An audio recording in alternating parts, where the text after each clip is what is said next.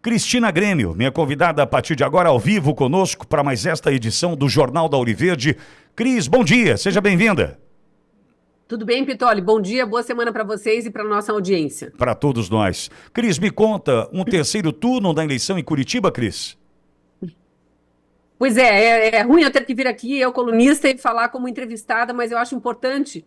Eu tinha decidido não me pronunciar sobre isso, emitir uma nota oficial, mas eu acho importante esclarecer para a nossa audiência, que em grande parte me segue também nas redes sociais e ficou meio na dúvida sobre o que está acontecendo aqui.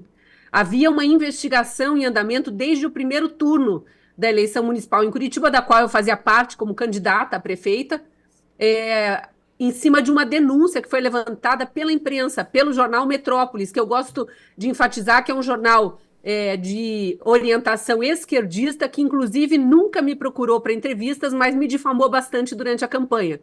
Esse jornal, durante o primeiro turno, fez uma denúncia de que o então prefeito, né, ou equipe do então prefeito Rafael Greca e do então vice-prefeito Eduardo Pimentel, que acabou se elegendo depois e o sucedeu na prefeitura de Curitiba, a equipe de servidores municipais foi achacada e intimidada, ameaçada de exoneração caso não contribuísse financeiramente com a campanha. E o valor era bem alto, pelo que o jornal Metrópolis denunciou, né? Tinha 3 cotas de patrocínio, digamos assim, que deveriam ser doadas por parentes de servidores para que não ficasse caracterizado como assédio eleitoral. R$ 750, 1.500 ou 3.000.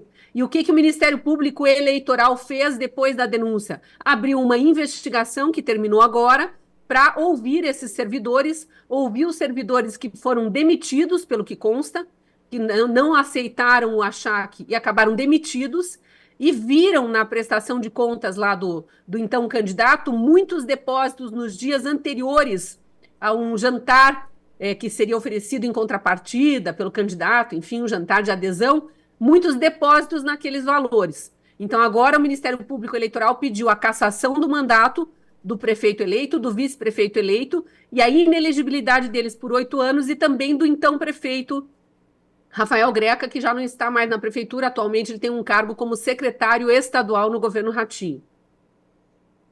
Cris, é sério que você traz, né, a apuração.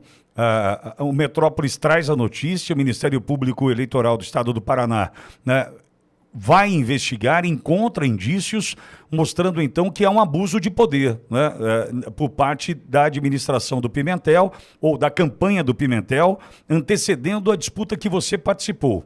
Cris, eu não tenho, e quero deixar claro para você, desde o início contou com a torcida da equipe da Ouriverde, da família Ouriverde, da audiência da Ouriverde. Estivemos na reta final em Curitiba para demonstrar nosso apoio absoluto ao teu trabalho, à tua condição de candidata naquele momento. Então eu quero te deixar muito à vontade, Cris, para tratar desse assunto aqui, porque eu entendo que esse espaço de fala vai ficando cada vez mais limitado para você, Cris. Encontrar um espaço de fala para poder contar a tua versão, o que você viveu, toda a perseguição enfrentada por ti durante a campanha, não é, Cris? Sim, eu queria primeiro agradecer, mas deixar claro que eu decidi não dar entrevistas sobre esse assunto, pedir que a imprensa, quem me procurou, né, que são poucos os jornais que me procuram, mas que, por favor, ouvisse a advogada eleitoral da minha campanha pelo seguinte, eu voltei para o jornalismo. Eu voltei a ser jornalista e sou jornalista como sempre fui nos últimos 35 anos, depois da campanha eleitoral. Eu só não trabalhei como jornalista no período eleitoral porque a lei não permite. Então, ao contrário do prefeito eleito, que era vice-prefeito e continuou como vice-prefeito e candidato, tendo a estrutura de gabinete da prefeitura, trabalhando inclusive pela eleição dele, ao contrário de deputados estaduais, de deputados federais, que concorreram também comigo e continuaram tendo seus salários e suas estruturas de gabinete em funcionamento durante a campanha, eu saí do jornalismo porque a lei não permite. Agora eu voltei ao jornalismo. Então, para mim é uma situação delicada, por isso que eu não queria falar como candidata naquele momento até entender. Só que eu li a peça do Ministério Público Estadual como jornalista, para poder ver até que ponto eles investigaram de fato. A Polícia Federal ouviu funcionários demitidos. A Polícia Federal pediu eu não sei se foi a quebra do sigilo bancário, mas analisou pelo menos a prestação de contas do então candidato e viu que, de fato, há provas de que aquela denúncia que o Metrópolis trouxe no primeiro turno, ela tem indícios fortes de assédio eleitoral, mas eles colocam os crimes de abuso de autoridade e abuso de poder político. E é por isso que eles Vitória, pedem a cassação da chapa eleita e a inelegibilidade. Então, é gravíssimo o que está acontecendo. E o que é ruim para mim na condição de jornalista agora, ter que falar como ex-candidata, que eu já, né, não estava mais ligada a essa campanha de 2024. Os jornais colocam como se eu tivesse denunciado. Então, muita gente da esquerda ou eleitores do candidato que acabou eleito vem dizer que eu estou tentando ganhar no tapetão. Eu nem estou mais, claro, é a minha cidade, eu continuo acompanhando, eu sou jornalista, eu recebo denúncias, eu não cubro o município de Curitiba como jornalista, eu faço análise política nacional, mas eu repasso denúncias que chegam para mim, para órgãos de imprensa local, então eu continuo fazendo esse meio de campo no jornalismo, mas para mim é ruim ter que vir na condição de entrevistada, mas eu agradeço mesmo o espaço, porque o que a minha advogada eleitoral na época fez, e sim com orientação minha e da minha equipe de campanha. A imprensa local cobriu isso durante 1 ou 2 dias só, e depois abafou o caso. Por quê? Porque o então prefeito rapidamente demitiu o chefe dos funcionários, o responsável pelo RH dos servidores na época, secretário de superintendente de administração, alguma coisa assim, não lembro exatamente qual é o cargo dele. Ele foi demitido no dia seguinte, porque quiseram pegar para Cristo, né, aparentemente dar uma satisfação para a sociedade, e a prefeitura não admite. O que nos acalma como cidadãos, tomar uma providência imediata. Mas isso confirma que o crime existiu. E o Ministério Público coloca essa como uma das provas, inclusive, para pedir a cassação dos mandatos e a inelegibilidade. E aí, como a imprensa abafou e aquilo morreu na campanha, ficamos eu e os demais candidatos, éramos em 10 candidatos na época, eu e os outros 8 falando disso, e o candidato da situação, que acabou eleito, negando e dizendo o prefeito demitiu, isso foi um caso isolado, enfim, o discurso dele tem lá o espaço de fala. E aí a minha advogada eleitoral pediu para que o Ministério Público não abafasse, porque o Ministério Público já tinha aberto investigação, mas como o secretário de administração, o superintendente de administração tinha sido demitido, a campanha do candidato Pimentel pedia que aquilo fosse arquivado, não fosse para frente. E aí a minha campanha, a advocacia eleitoral da minha campanha, pediu, continue investigando. Foi esse o meu movimento como candidata. E agora vem dizer que a denúncia foi minha, que eu estou tentando ganhar no tapetão, e não é nada disso. Eu quero apenas, assim como cidadão de bem, que os fatos sejam esclarecidos, que pessoas eventualmente demitidas porque não aceitaram contribuir com uma candidatura que eles não aprovavam, sejam reintegradas ao trabalho. Não é justo que funcionários públicos que serviam ao município e à população de Curitiba tenham sido punidos por não concordar em beneficiar um candidato no qual eles não acreditavam. Então, é essa minha postura. Eu já emiti uma nota oficial, está lá nas minhas redes sociais, e eu espero não ter que voltar a falar disso. O que acontece agora? 30 dias para o juiz eleitoral se pronunciar, se ele acatar a denúncia. Claro que ao candidato que será cassado, no caso de acatarem a denúncia, cabe recurso, e a gente vai continuar acompanhando isso. Cris, antes de passar para o Walter e para o Olavo, mais uma dúvida minha. O que pode acontecer daqui para frente? Um caçada do Pimentel, uma nova eleição? Quais podem ser as consequências?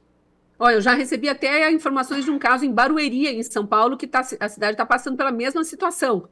O que acontece? O Ministério Público faz o levantamento, Polícia Federal faz as oitivas, levanta provas, ouve testemunhas, coloca no processo, esse processo é entregue para a Justiça, como em qualquer situação, no caso é a Justiça Eleitoral, e aí o juiz eleitoral da vara que está responsável por isso vai ter que se pronunciar em 30 dias. Se ele concordar com o pedido do Ministério Público e aceitar a cassação do mandato do prefeito, o prefeito tem um prazo, não sei exatamente qual é o prazo, para se defender, para entrar com recurso na instância superior, que seria o Tribunal Regional Eleitoral. Claro que tem mais um prazo, isso ainda se arrasta por um tempo. Mas tem recurso até o TSE em Brasília, né? E se isso for julgado procedente até a última instância, sim, eles serão cassados, ficarão inelegíveis, e aí, pelo que eu me informei da lei eleitoral, A Justiça Eleitoral é obrigada a chamar o chamado terceiro turno. Já tem outros casos em outras eleições que aconteceu no Brasil. Citei esse caso de Barueri aí, parece que esse de Barueri chegou na terceira instância e o TSE deu ganho de causa. É diferente o motivo, tá? Mas o pedido da cassação acabou não vingando em Barueri e mantiveram o segundo turno que foi feito lá.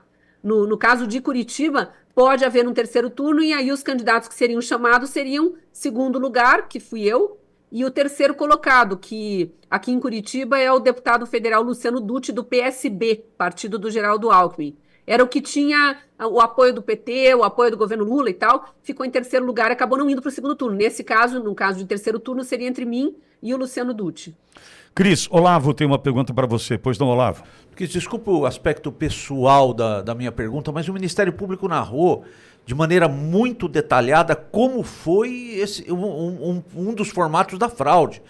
O comissionado, o funcionário comissionado, sob risco de demissão, tinha que pagar lá, nesse caso que está citado, um preço de um jantar, ele não, mas através de um parente, no valor de R$3.000. É uma fraude estruturada, é uma fraude nítida, está narrada na denúncia do Ministério Público. Como você se sente sabendo que foi prejudicada, ou pelo menos há indícios do prejuízo que você sofreu numa campanha séria, numa campanha cheia de valores? Como você se sente? Veja, não sou eu pessoalmente, tá? É a gente pensar no desejo do cidadão de bem, de querer uma política honesta, uma política transparente, de querer uma política igualitária, que dê chance a todos os candidatos da mesma forma, que já não é, né?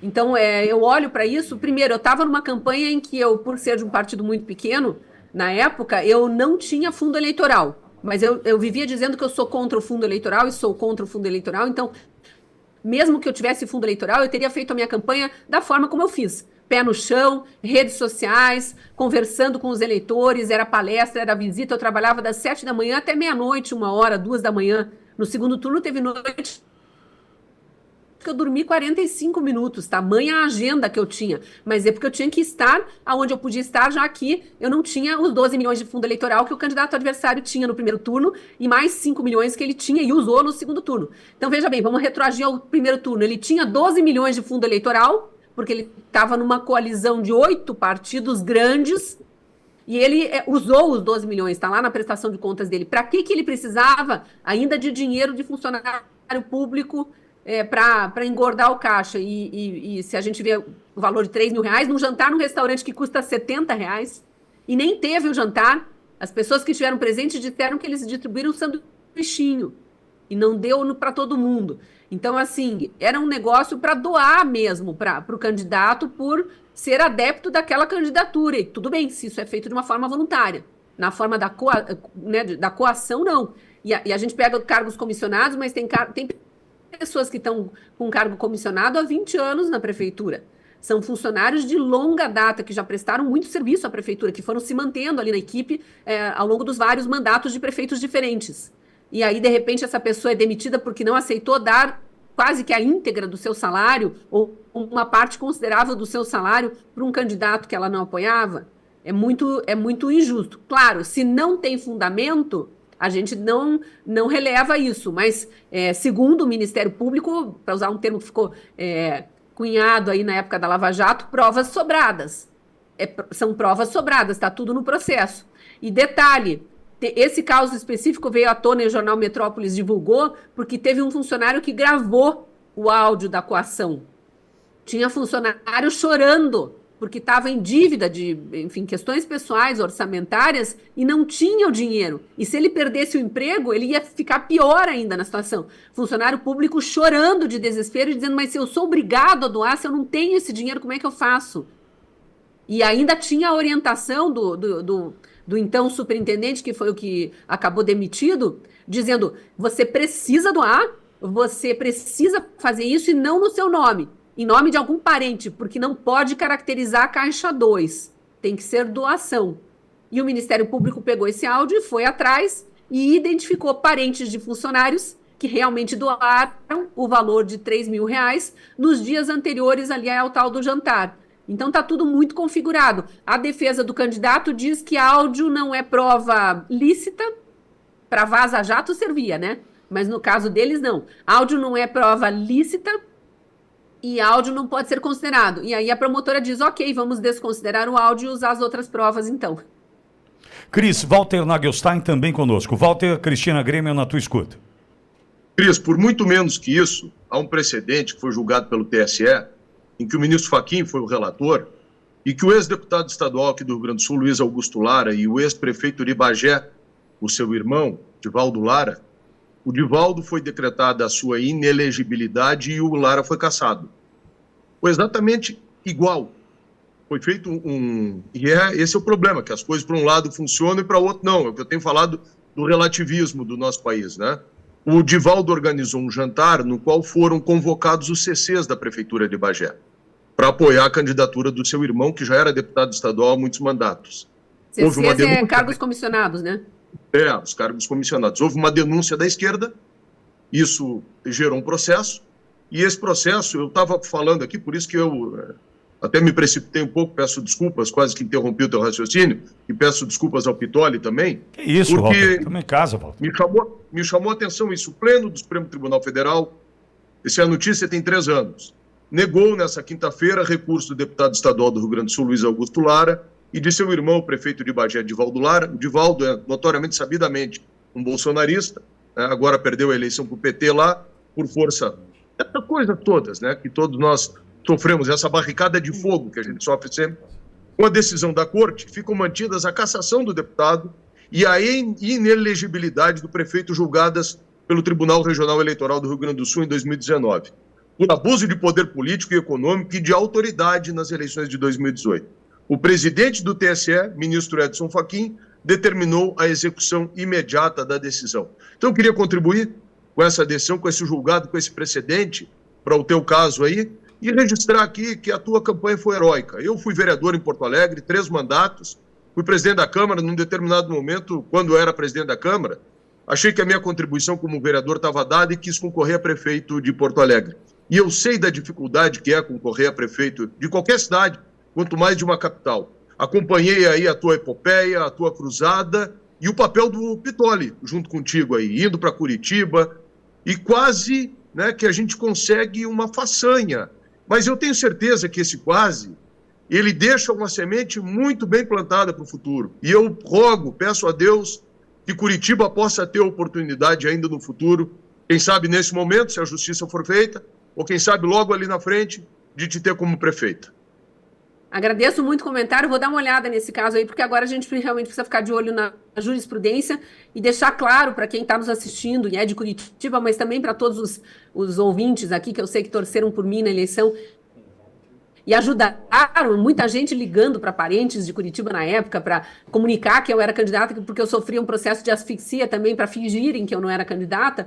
Eu queria comunicar que eu estou em outro partido, eu estou pré-candidata ao Senado, isso está divulgado nas minhas redes sociais, mas obviamente que eu volto o meu olhar, a minha atenção e toda a minha dedicação de novo para a eleição municipal de Curitiba, porque se este for o desejo da Justiça Eleitoral de cumprir o que o Ministério Público Eleitoral já levantou e aceitar o pedido da promotora, e o desejo de Deus, acima de tudo, que a gente sabe que Ele está no comando, estarei sim a serviço da minha cidade com muito orgulho, com toda a dedicação que já estava durante a campanha, e vamos fazer o que é para ser feito, o que precisa ser feito, uma política honesta, com transparência, representando e ouvindo as pessoas, porque é isso que o eleitor mais reclama, ele quer ser ouvido e quer sentir que a máquina pública trabalha sim para ele e não só para o grupo político que está no poder.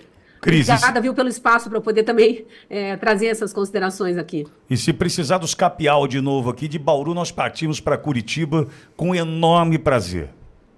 Não tenho nem ideia de como é que é um terceiro turno, preciso estudar sobre isso agora. Eu sei que já houve, a gente acompanha sempre à distância quando não é na nossa cidade, né?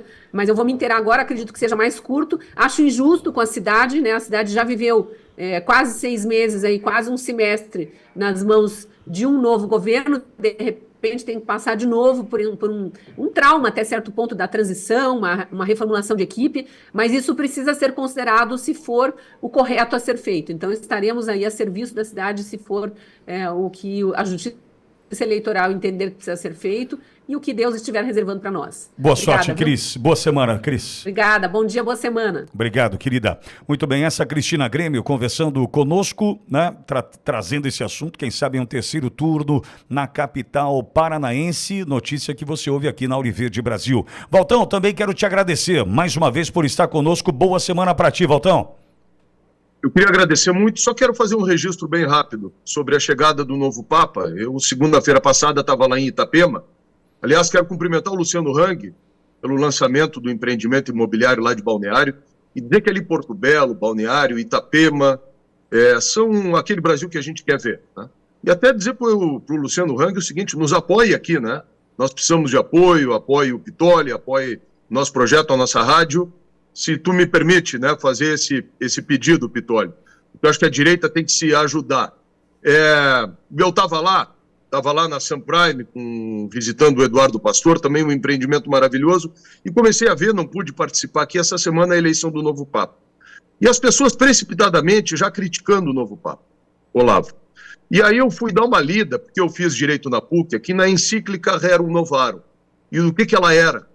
E qual era, afinal de contas, essa posição desse Papa, e por que ele escolheu esse nome de Leão XIV?